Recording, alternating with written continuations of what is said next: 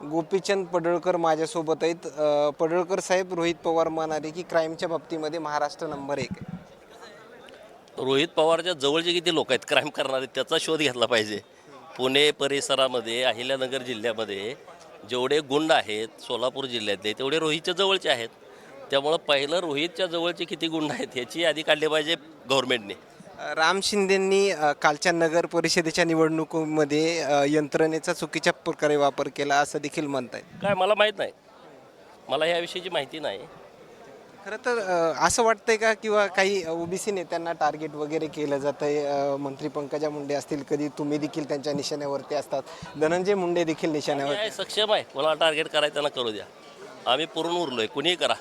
Target करणाऱ्यांना सांगणं आहे बिनधास्त टार्गेट करा, आम्ही तुम्हाला पुरून उरलो आहे. शेतकऱ्यांच्या त्यांना शेतकऱ्यांचे कोणते प्रश्न महत्त्वाचे जेणेकरून या भवनामध्ये तुम्ही लक्ष वेधी? शेतकऱ्यांच्या बाबतीमध्ये जी अतिवृष्टी झाली आणि देवाभाऊंच्या सरकारने खूप चांगला निर्णय केला. जवळपास 32 ते 35 हजार कोटी रुपयाची मदत सरकारनं घोषित केलेली आहे. आता आमचा प्रयत्न असा सुरू आहे त्यातून कोणी असा शेतकरी वंचित राहू नये की ज्याला मदत मिळाली नाही.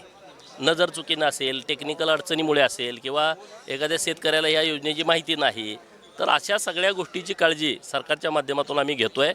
जे शेतकरी उद्ध्वस्त झालेले आहेत या अतिवृष्टीच्या संकटामुळं त्यांना उभा करण्याच्या दृष्टिकोनातून राज्य सरकारच्या माध्यमातून मदत मिळवून देणे हा विषय आमच्यासाठी खूप महत्त्वाचा आहे. ओके, धन्यवाद. हे होते गोपीचंदजी पडळकर आणि त्यांनी या दरम्यान दिलेल्या प्रतिक्रिया. मात्र आणखीन काही नवीन अपडेट्स मिळतील का हेही पाहणं तेवढंच महत्त्वाचं ठरणार आहे. कॅमेरामॅनसोबत सूर्य जुंबडिया, नागपूर.